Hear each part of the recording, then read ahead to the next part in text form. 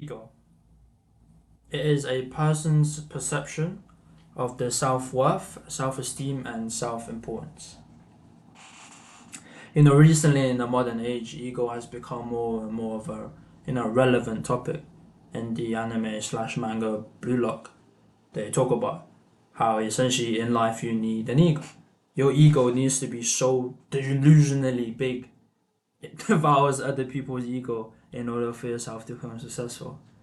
We see in Michael Jordan, considered as the greatest basketball player of all time, and he was obviously a ridiculously egotistical person, right?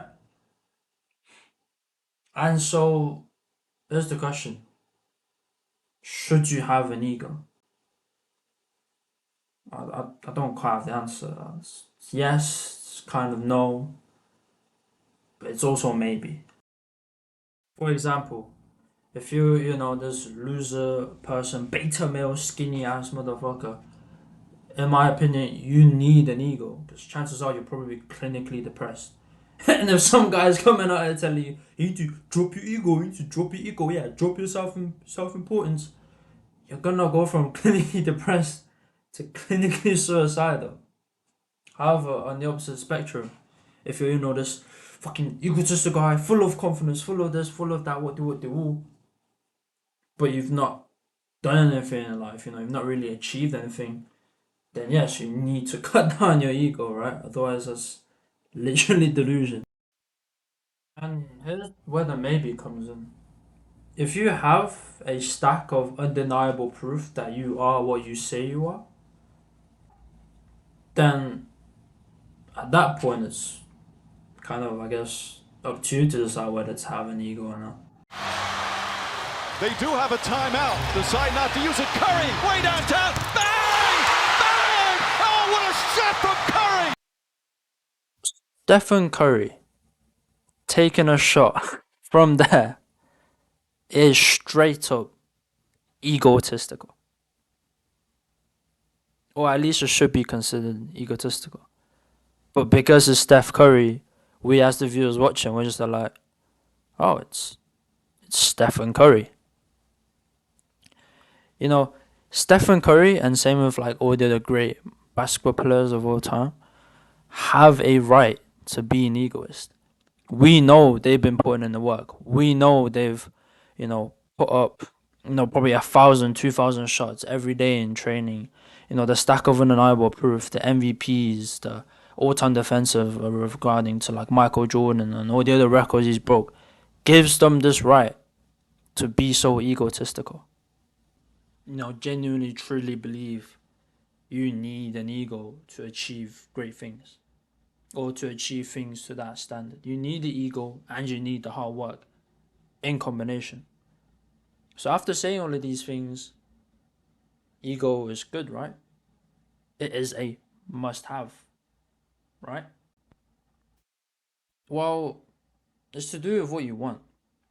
If you want to achieve, the great things and the mega financial successes, then yes, obviously you're gonna need an ego. But if you want happiness, then no, you're not gonna get it with a delusional ego. I'm gonna touch on this in the video, but essentially, ego equates to desires, and desires essentially leads to unhappiness. The more desires you have, the less happy you become.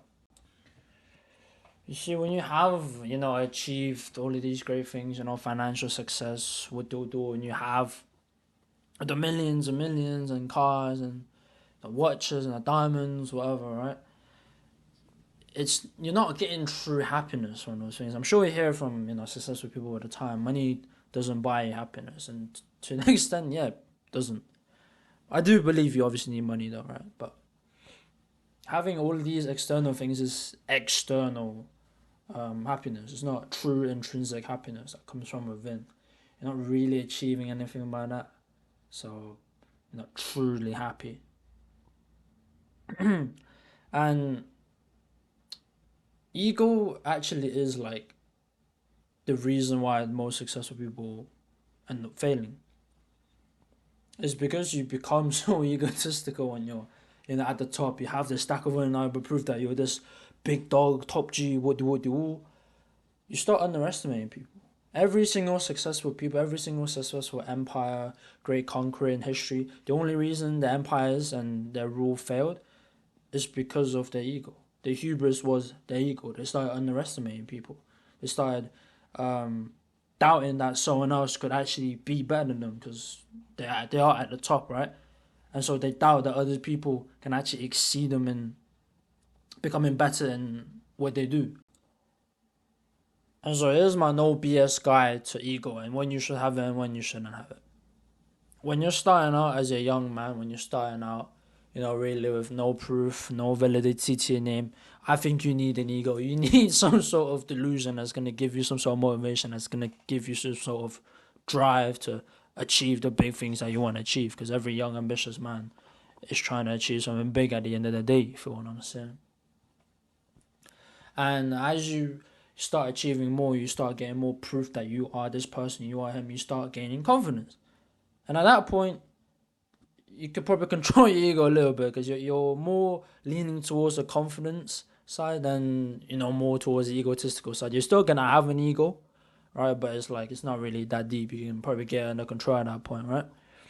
And then once you reach the top, and then when I mean the top, like the upper echelon of, people in the realm you're trying to compete in, that's where you should really, really start toning down your ego a bit because your confidence should be through the roof.